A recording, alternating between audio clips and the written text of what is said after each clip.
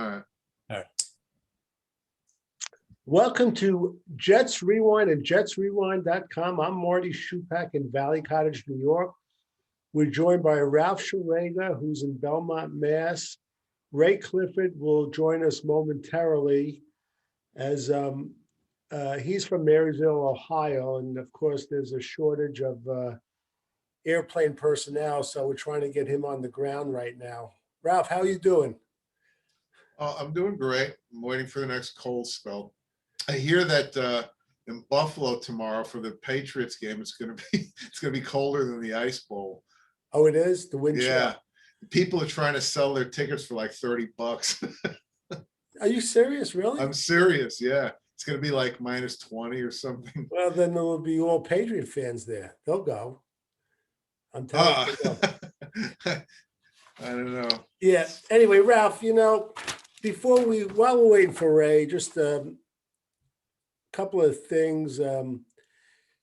Braxton Barrios was named to the All-Pro, which is good for him. His price keeps going up. All-Pro or Pro Bowl? All-Pro. He was All-Pro. Wow. All-Pro kick returner, yeah. Oh. In fact, my trivia question has something to do with that. And the last Jet to make the All-Pro was Andre Roberts, who's actually a kick returner also. Well, actually, was he All-Pro before or after Jamal Adams? I think he was before. Who? Andre Roberts? Yeah. No. He was in like 2018. Yeah, I'm saying Jamal Adams was. Oh, I see. Oh, that's a good question. Yeah, maybe might have been the same year. I don't know. Yeah, maybe you're right. Yeah, but anyway, and also today it was announced that Zach Wilson bought his offensive line round trip tickets with JetBlue anywhere they want in the world. Yeah, but all the flights are going to be canceled. So that was. I obviously he got a discount from his. He didn't tell him that there were 3,500 flights canceled. Yeah, I know. The problem is, you need to say after getting sacked 9 times, he did that. That's probably the most generous thing I've ever heard in my life. I'll tell you. Yeah, it's like timing is everything. And also came out that he broke up with his girlfriend.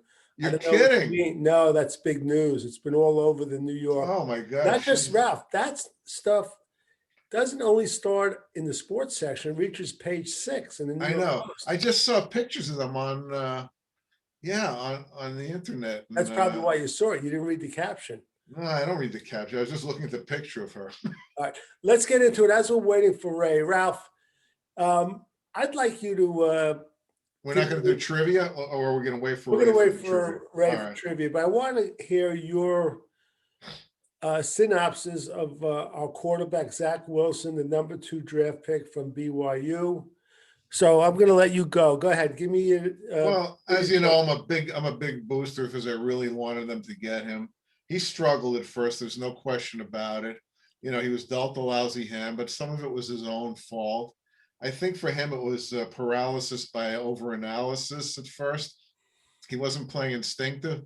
Early in the season, the only good game he had was the Tennessee game where he was making plays, which were totally instinctive. He wasn't sitting in the pocket trying to overread. But, I think he missed a few games. They brought in John Beck, and I think he started relaxing, and the game slowed down a little for him. Unfortunately, the offensive line didn't slow down any of the defensive linemen. But, I think with a rookie quarterback, the important thing is, was he better at the end of the year than the beginning of the year? I still have high hopes for him. I live up in New England, and anyone who says to me, would you trade him for Mac Jones? I'd say absolutely not. I have friends up here who are big Pats fans, and they all think Mac Jones is not that great. He's the product of a system. He's a nice game manager, but they see him for what he is. So I'm still confident in him. They have to surround him with better players. I think Mike LaFleur's got to get better too. I didn't like his play calling that much for most of the year. I know you touched on something with Ray in the last broadcast about him not calling plays to sort of slow down the pass rush. He didn't do that enough this year, and God knows Wilson needed that. But overall, I'd say slightly disappointing, but upbeat ending to the season. Yeah, Ralph, you hit a few good points, and I was like sort of on a roller coaster with him. And there was one time during the year I had given up, but the last 5 games he showed me enough that I'm pretty optimistic going into his second year. And I've said it many times in the show. Boomer Esiason, the former quarterback and a local sportscaster, says how the quarterback jump from the first to the second year is incredibly important. Yeah, And we'll have to see that because we don't want another Sam Darnold. Now, two things, and one you touched on. I thought it was overrated. I didn't understand why they did it, but obviously the hiring of John Beck, his quarterback tutor, was a great move. It took a little bit of time, but he definitely did something. And I guess the game slowed down a little. The one negative is that at times, especially the last game against Buffalo, when he was scrambling, he would turn to the wrong way and he held the ball too long. But he'll learn from that. Okay. The other thing is he was handicapped all year because we don't have wide receivers that get separation. And it means so much when you could have receivers like that. Plus, when you have a tight end as like a safety valve, those things are so important. And he was handicapped, but the last 2 or 3 games, you saw him make some throws into some small windows. The third down play to Barrios in particular, with the Jaguar game, that stood out. He made another throw, and your man Jeff Smith dropped the yeah, ball. I know. He Yeah. it was the season was funny. The first half of the year, he couldn't find the ocean. And then the second half of the year, when he's throwing to his receivers, they can't catch the damn ball because he got all of these scrubs. Right. It was Right. kind of frustrating year. Yeah, and just with the Buffalo game, what usually happens when you lack talent exactly happened in that game. They played tough for 3 quarters, and then the talent rose to the top, and they were just overwhelmed. Their offensive line, was just a shell of what it was. After I'd say the first 4 games, the offensive line was awful. They got better from like game Yeah. 5 to like game 16, and the last game is ridiculous. And Buffalo's they have a very good defensive line, and again, he was sacked 9 times. I'm kind of optimistic. I think that the Jets, and we're going to talk about the draft a little later, I think they're going to address the wide receiver situation. I think they have to. And I think they have to address the tight end situation. Now, one little item, Ralph, very small, doesn't mean anything. And I'm more optimistic. I know you'll give out a giggle, but remember Lawrence Cager? Yes, I do. Well, I don't know if you know, they re-signed him to a future contract. And Well, that's because he's a Georgia guy, and they're trying to pile up the Georgia players because well, hopefully they will. And he is trying to convert now to tight end. Wow. He's So- going to have to do what Mitchell Robinson did, like put on 40 pounds in the next few Well, months. Well, I spoke to Ray about it. Hey, Ray, we can see you now. Yeah, I it's- don't know what happened, but That's it's all right. working. And as far as Lauren, we're talking about Lawrence Cager. Yep. Ray, we did our synopsis on our quarterback Zach Wilson, which I'll give it to you. I want to hear your synopsis. But Ralph, if you remember going back, one of our favorite Jets, Rich Castor, who had very bad hands his first couple of years, he actually moved from wide receiver to tight end. He did pretty good. It's just a matter. I'm more optimistic than a lot of people about this guy. I went back and I was reviewing his tape the other night. It's a big transition. The question is if he's going to want to block, but we'll see.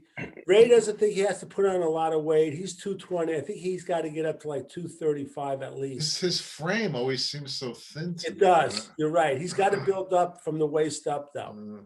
That's what I say. Ray, welcome to the show, and we're going to do a trivia question. I want to hear your synopsis on Zach Wilson for the season. Well, it was a basically a tale of two seasons, or maybe three. There was the early games when it was scary and scary bad, and scary that we might have made a bad mistake. And then there was the injury portion, which I think may have been a good thing, just like it was with Sam. But I know you don't necessarily agree, Marty, but I think bringing in Joe Flacco had a big positive impact on him after that. And I thought he showed a lot of improvement the last 4 weeks. And I'm really, I feel good about him going into next year now. I can't say I thought that at the mid-season point, but I think he ended the year strong in terms of, it's not that his stats were unbelievable or anything, but he just looked more comfortable. He seemed to be making the throws, which tells me he was probably aiming it, had a bit of the yips there at one point where he was bouncing them to the tight end and stuff, who was wide open 10 yards away. He wasn't doing that. He made some really nice small window throws in a couple of the games. So and he didn't just take off looking to run and make a big play.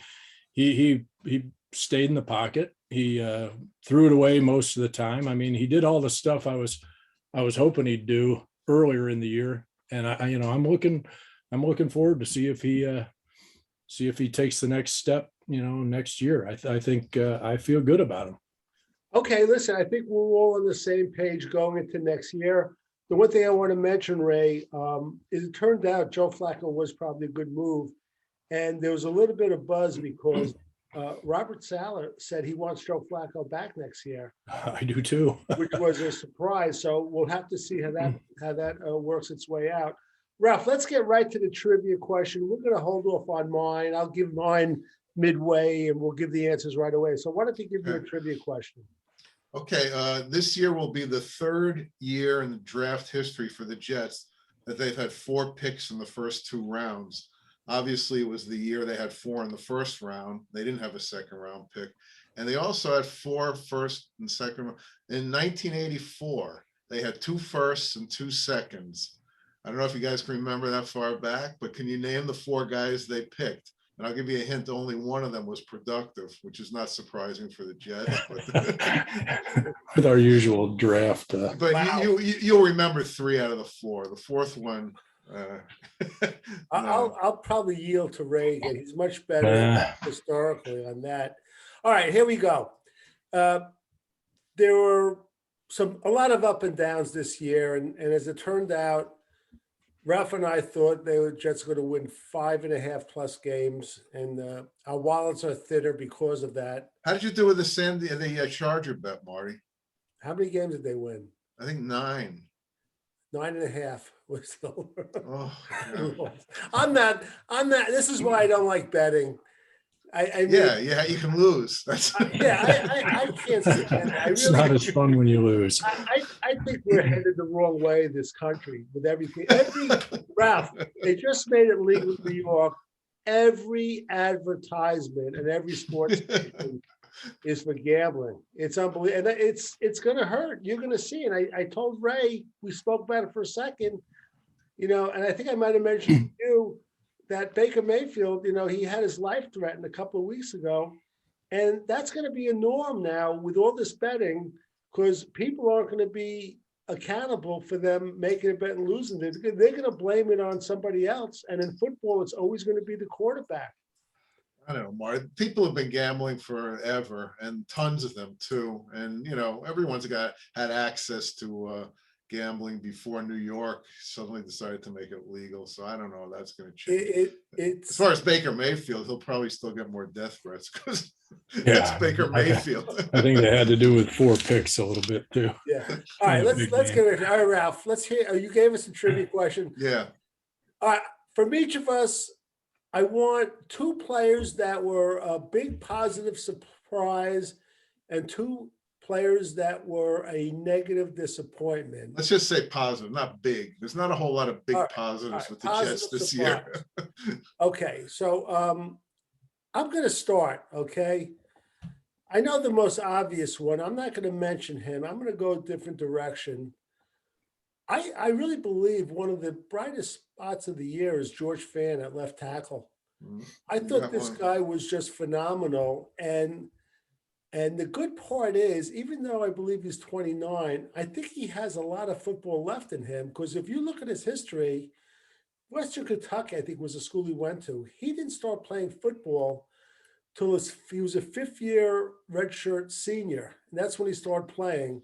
So hopefully this injury is not that bad. If he comes back, I think it's a great thing for the Jets. He was a pleasant surprise. I think the talk about moving him back to right tackle is a mistake. I would leave him at left tackle. If our former #1 draft pick does come back and wants to play football, I would try him at right tackle. So that's my first pick. Let's each give one pick, then we'll give a second pick. So go ahead, Ralph. I'm going to go with not a huge. I don't think he was great, but I liked him and I thought it was pleasant pickup. Was Quincy Williams. I thought the guy was really he came to play all the time. He made some mistakes and over enthusiasm, and if they could rein him in a little, I think he's a nice ball player. But I just like the physicality he brought and the energy he brought, and he played hard every game, which I can't say about everyone. Ralph, I want to ask you, because I kind of agree. I got a little frustrated with him when he would get caught up in these screen passes. Right, yeah. But how effective do you think a guy like that would be off the edge on a third down passing play? I do. I think he's pretty explosive. I don't. Yeah, they could give him a shot. He's short. I think he's about 5'11".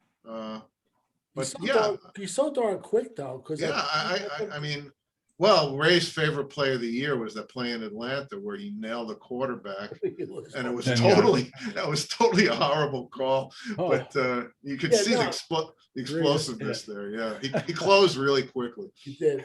All right, why don't you give us you're going to give us both picks, then we're going to snake back. Oh, I see. Yeah, I like that. Go ahead, Ray. It's like a draft here. It's like a draft. Well, okay. Marty, in your vein, I'm going with the kicker, Eddie Pinheiro, because I thought at this point, That's my other one, Ray. But go ahead. We're going to be stealing each other. He took Quincy Williams, so you took George Fan, so Pinheiro, and then I think the other one for me, because we were expecting so little, was crap. Now I'm blanking on names. What position? The DB, not Carter, but Eccles. I mean, he got burned and he had trouble, but I liked him a lot. He was giving it his all, and I really thought our defensive backfield was going to be way worse than it was. So I mean, not that they were great, but considering the three of them hadn't even played before in the NFL, I thought he was a real fighter. I liked him, and I'm hoping he just continues to get a little better. Well, Ray, one thing good, and you bring out a good point, is they're going to probably pick up another defensive back. But the fact that this guy played all those reps as a rookie, when he has to come in, it's such a pleasure having a guy have that experience. So I mean, that worked out well. I thought, I was bashing them early in the year for doing that, but I think he made the right move. Yeah. Ralph, who's your second one? Okay, well, I guess since nobody's going to take Berrios, I'll take him. Obviously, I kind of liked him when I saw him in New England, and he's turned into the player I actually thought he could be. It took him about a year or so, but I hope they get him back. Obviously, he made the All-Pro team, so this isn't big news, but he's going to command a hefty price tag now. Right. But he brings a lot of different skills to the table. Oh yeah. Yeah, he does. He's well-rounded, and you guys were right when you convinced me that those guys, I think it was Ralph that said, they don't come along that often, guys that could do multiple things. Ray took my Eddie Pinero, so the other one is kind of borderline, but I was really on him last year. But I thought after the first 5 games, Connor McGovern's play really got better and better as the season went on. And he had a horrible first year, I thought. But I thought this year he more than held his own. And part of it was, too, at the beginning that he had this guy next to him, the right, what was his name? The guy with the roller skates, the right guard. Oh, Van Roten. Van Roten, which I'm sure was a headache. Yeah. He'll never come out and say it. So Connor McGovern's my other one. All right, we're going to go to Ralph now on The defense. defense. Ralph, go ahead. What do you mean on defense? You know, disappointments? Disappointments, yeah. Yeah. Well, Well, that's right. Disappointment on defense. I mean, you know, the two most obvious ones, I'll skip for now. Yeah. I'll take a guy Marty thought was going to have a really good year. Tyler Croft didn't do much. Kind of, you know, not, you know, the whole passing offense was terrible, but I was expecting a little more from him. Ralph, Ray, do you realize that Ralph always remembers the ones I take that don't work out? Do you realize that? I think he goes back. That's what I'm here for. He listens to the August podcast of Jets Rewind. Don't ever say anything in front of me because I'll That never way. forget it. I always remember everything. That way, his you go. pick won't look bad if he can That's remember yours. That's. Give us a disappointment, Ray. I was really disappointed in Marcus May, and not just because he got injured, but I thought he was I expected more out of him, helping the defense be better, the young defensive backs be better, and he was part of the problem. I think we're better off without him. So that's my first one, which I don't think it's as obvious as 2 others, but I still went with him.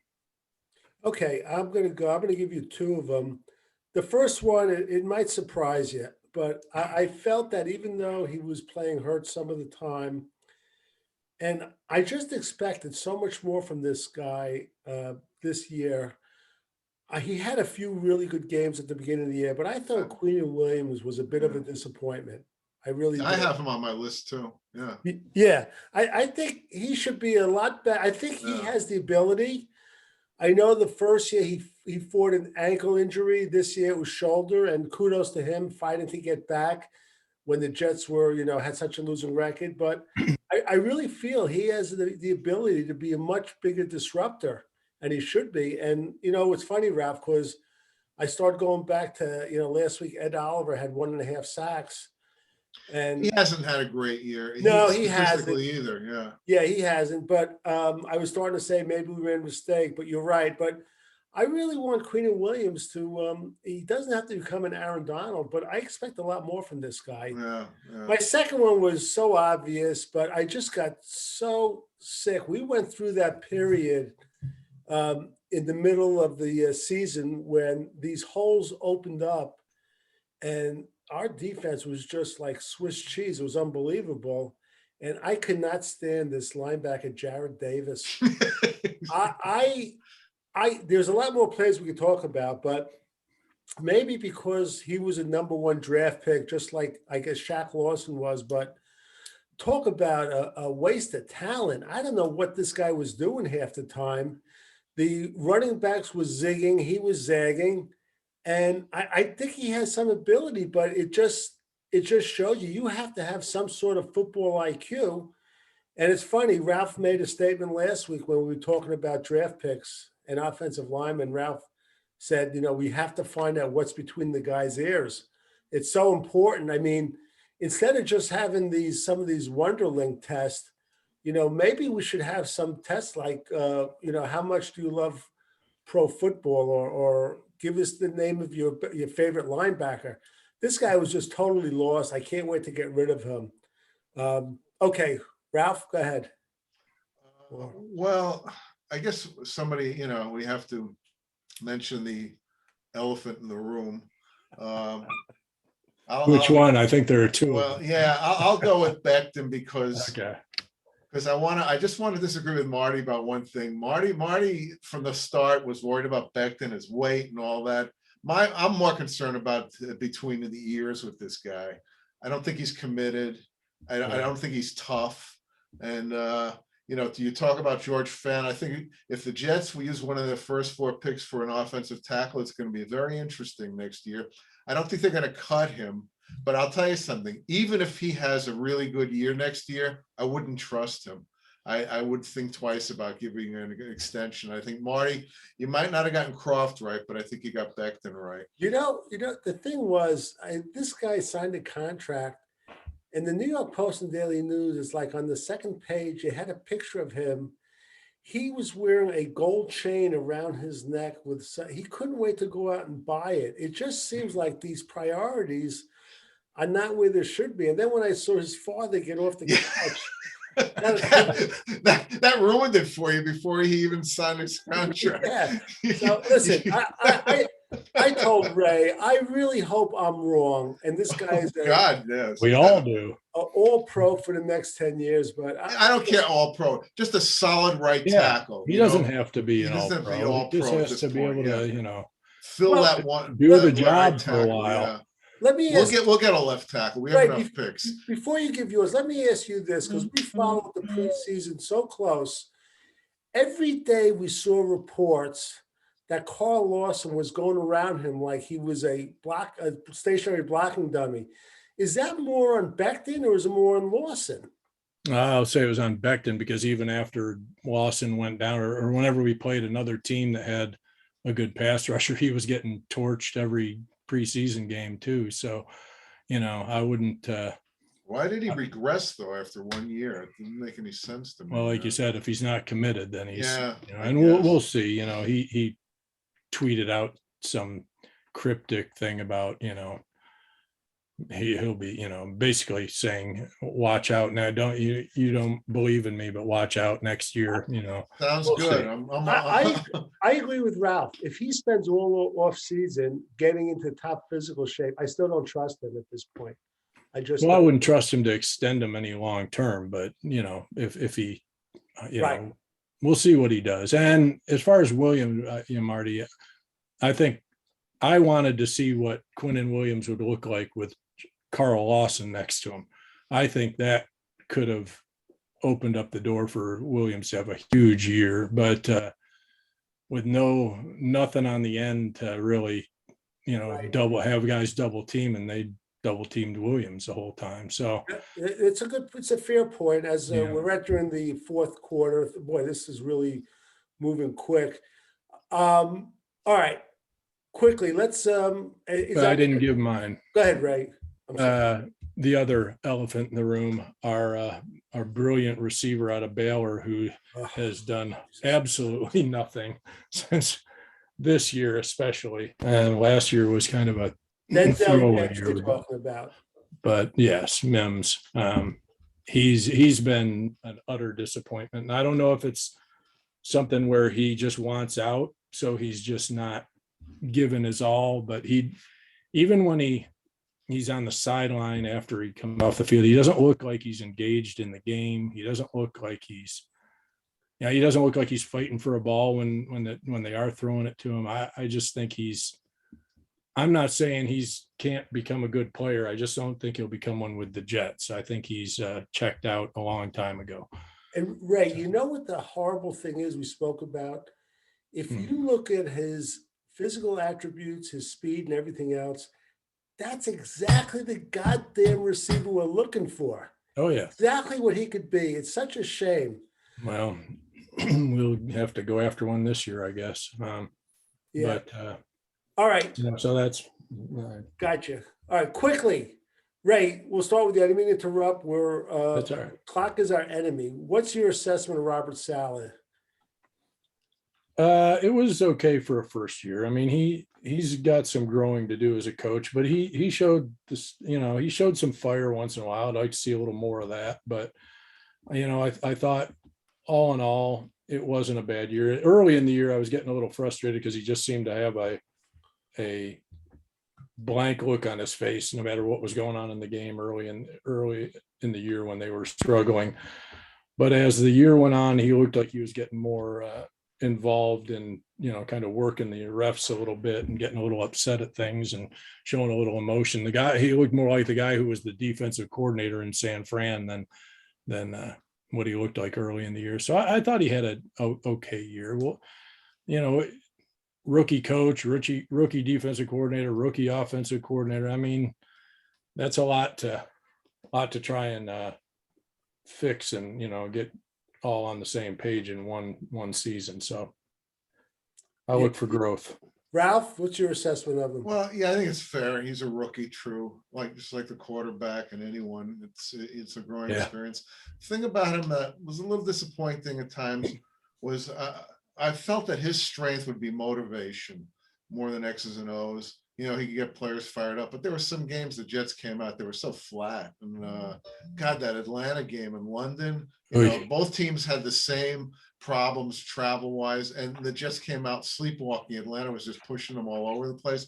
I felt that was a little disappointing, but we'll see. Second year head coach, I'm still hopeful. I mean, remember I read the list of all those Hall of Fame coaches their first years. A lot of them were worse than his. Hey, doubled our win total. Not bad. That's right. Yeah. I like him. I think he's going to learn a lot from this year. I think most important, the players played hard for him, and they did come out flat.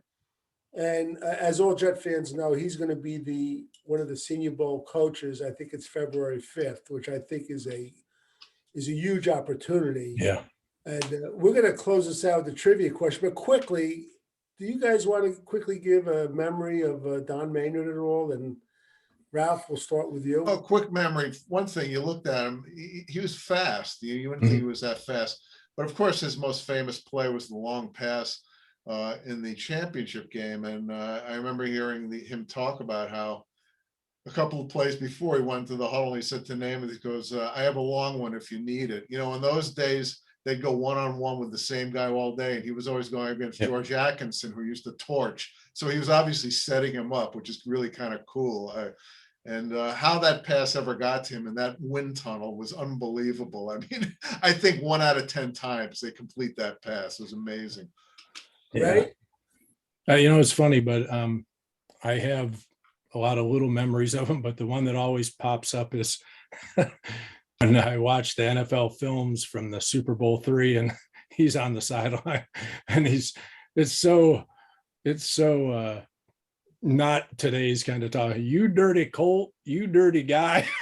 And it just seemed, he's not swearing or anything. Just you. He was one of the 4 Jets, though, wasn't he? Well, that was my memory, Ralph, for whatever reason, which I can't find anywhere on YouTube. Oh, no kidding. Right, it was a commercial for Score hair cream. Oh, and the 4 Jets. It was Mike Tannen, Bake Turner.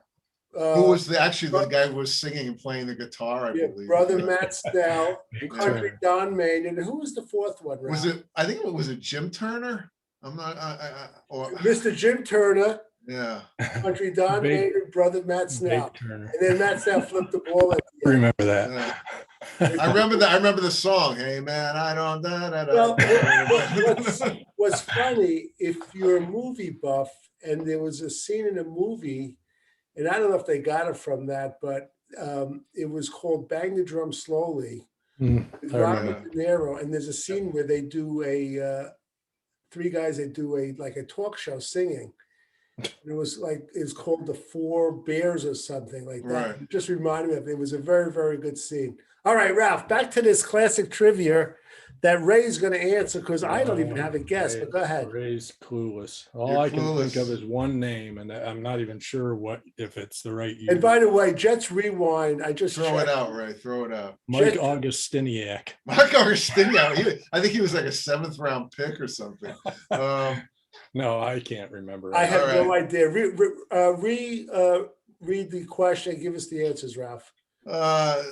In 1984, the Jets also had 2 first and 2 second round picks, one of 3 times in their history that they've had that.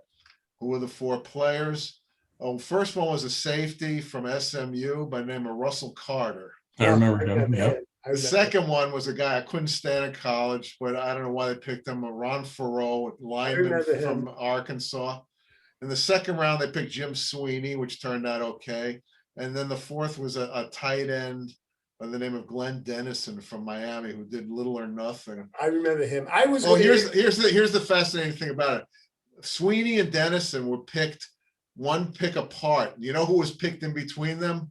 Oh, I think it was Boomer Esiason. Oh, that is.